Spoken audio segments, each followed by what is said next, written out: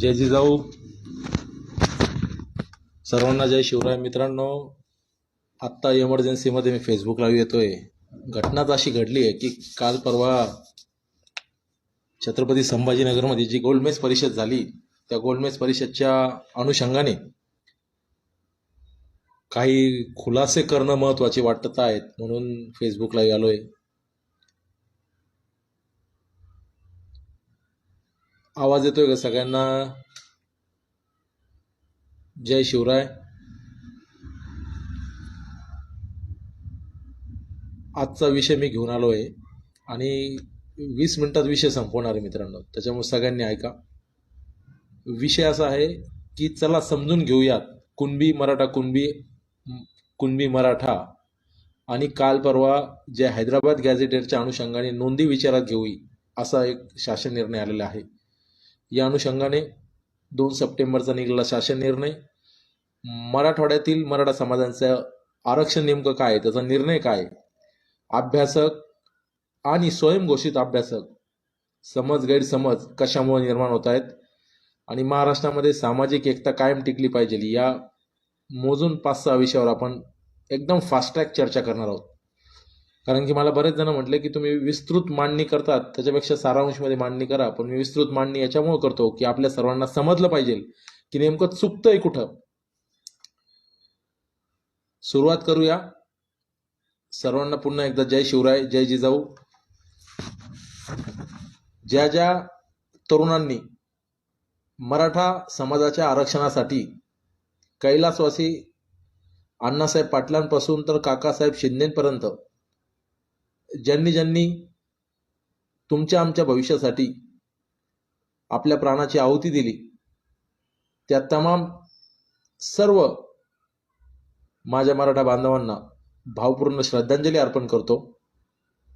तसेच ज्यांनी हे मराठा आरक्षण जनसामान्यांच्या मनामध्ये रुजवलं, त्या सर्व मराठा समाजाच्या सामाजिक राजकीय क्षेत्रातल्या काम करणाऱ्या कार्यकर्त्यांपासून नेत्यांपर्यंत, आंदोलकांपासून अभ्यासकांपर्यंत या सर्वांनाच मानाचा मुजरा करतो. आपले उपकार समाज आणि येणारी पिढी कधीच विसरणार नाही, हे नक्की या अनुषंगाने मला वाटतंय. आपण आता जास्त लांब न जाता सुरुवात करूया मराठा समाजाच्या आरक्षणाच्या इतिहासाची पार्श्वभूमी बघताना. आवाज येतोय का? मराठा समाजाच्या आरक्षणाची जी चळवळ चालू झाली ती 1980च्या दशकात, ज्यावेळेस मराठा समाजाला आर्थिक निकषाचं आरक्षण मिळत होतं. परंतु 1982ला आर्थिक निकषावर सर्व जातीला आरक्षण देण्यात यावं, या अनुषंगाने कैलासवासी अण्णासाहेब पाटलांच्या माध्यमातून मुंबईमध्ये माथाडी कामगार आणि मराठ्यांचा महामोर्चा मंत्रालयावर गेला. अण्णासाहेब पाटलांनी जो शब्द दिला होता, एकतर मी माझं जीवन संपवेल, नाही तर मराठा समाजासह आर्थिक निकष आरक्षण घेऊन दाखवेल, त्या अण्णासाहेब पाटलांनी त्यांचा शब्द खरा केला आणि त्यांनी त्यांच्या प्राणाची आहुती मराठा समाजाच्या आरक्षणाच्या प्रश्नावर दिली. हा इतिहास आहे. परंतु आपल्याला ज्या पद्धतीने बिंबवलं जातं की 1994च्या दरम्यान मंडल आयोग लागू झाला आणि मंडल आयोगाने मराठ्यांचं आरक्षण घातलं, तर माझा पहिला प्रश्न आहे मित्रांनो, 1994च्या दरम्यान कोणता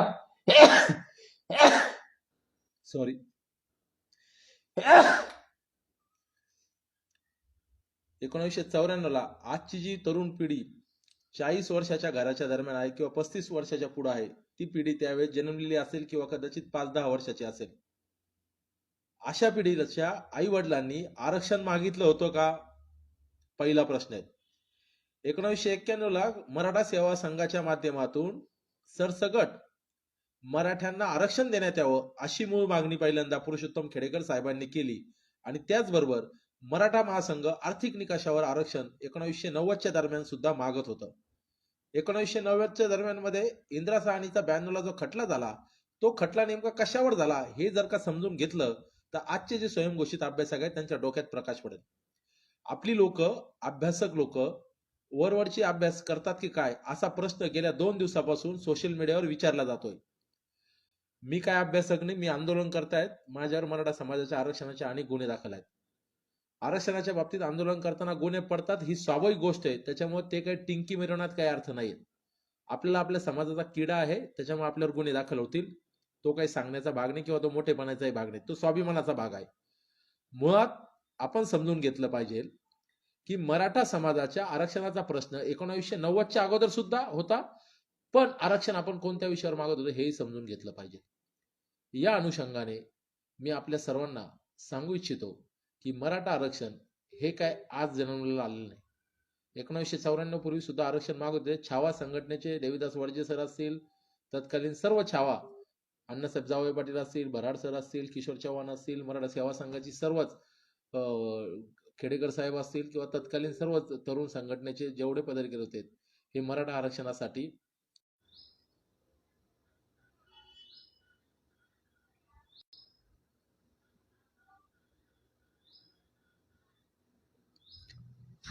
थोडा टेक्निकल इश्यू येत होता.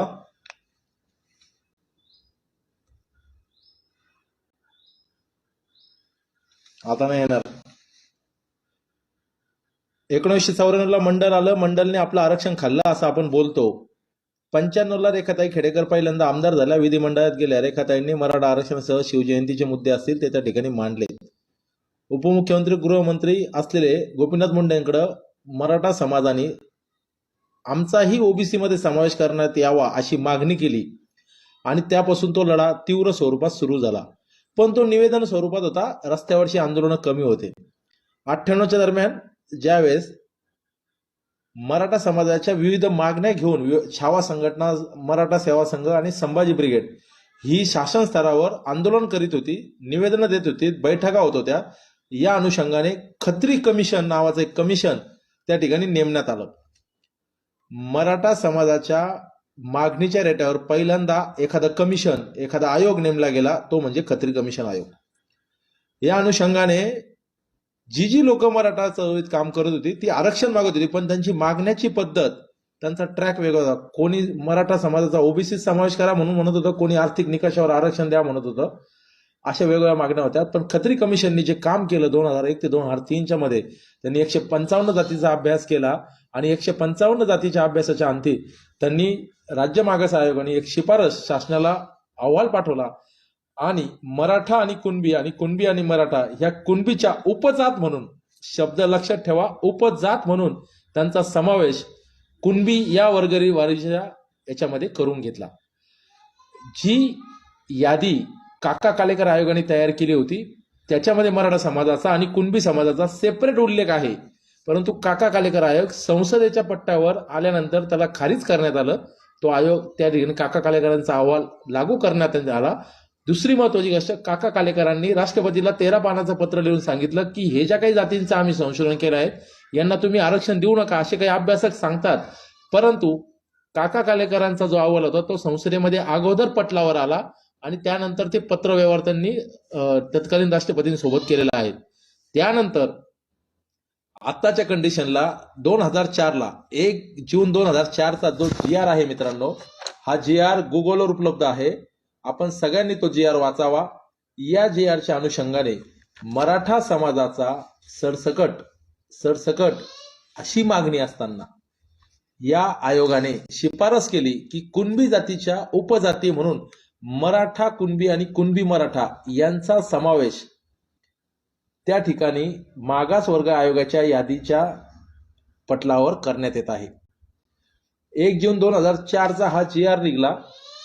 ह्या GRनी काय सांगितलंय की मराठा कुणबी आणि कुणबी मराठा या जाती कुणबीच्या उपजाती आहेत असा अहवाल दिला आणि 83 नंबरवर पुन्हा लक्षात ठेवा, जी मागासवर्गीय आयोगाची यादी आहे त्याच्यावर 83 नंबर कुणबी आहे आणि कुणबीच्या पोट जाती म्हणून मी आपल्याला इथं दाखवू पण शकतो. 83 नंबरवर कुणबीच्या समोर लेवा कुणबी, लेवा पाटील आणि लेवा पटीदार ह्या जाती होत्या. त्याच्यामध्ये सुधारणा करून मराठा कुणबी आणि कुणबी मराठा यांचा समावेश करण्यात आला. हा झाला 1 जून 2004च्या GRचा उल्लेख. आता आपण डायरेक्ट येऊया मनोज जरांगे पाटलांच्या आंदोलनाच्या नंतर काय काय गोष्टी घडल्यात. 1991ला सुरू झाला लढा. 2004ला आपण बऱ्यापैकी जिंकलेलो होतो. त्याच्यानंतर तत्कालीन मुख्यमंत्री सुशीलकुमार शिंदेच्या माध्यमातून असेल, त्याच्यानंतर दुसरे बाकीचे लोक असतील, या सगळ्यांच्या मुख्यमंत्री पृथ्वीराज बाबा, अशोक चव्हाण यांच्या कार्यकाळापर्यंत, अशोक चव्हाणांचा कार्यकाळ, विलासरावांचा कार्यकाळ, याच्यामध्ये मराठा समाजाने हिवाळी अधिवेशनावर छावा संघटनेचे किशोर चव्हाण असतील, संभाजी ब्रिगेडचे तत्कालीन अध्यक्ष आनंदराव सोंदे असतील, मराठा सेवा संघाचे पदाधिकारी असतील, या सगळ्यांनी हिवाळी अधिवेशन नागपूर येथे 2007-8च्या दरम्यान विलासराव देशमुख मुख्यमंत्री असताना एक महामोर्चा नेला आणि तिथं तो महामोर्चा उपोषणामध्ये स्थलांतरित झाला. 7 दिवस संयुक्तिक उपोषण हजारो कार्यकर्त्यांनी त्या ठिकाणी केलेलं होतं. आज जी लोक म्हणतायत की या लोकांनी 30 वर्षात काय केलं, तर 30 वर्षाचा लढा हा प्रचंड मोठा आहे. मराठा समाजाने आरक्षण घ्यावं याची जनजागृती करण्याकरता ज्या लोकांनी आपले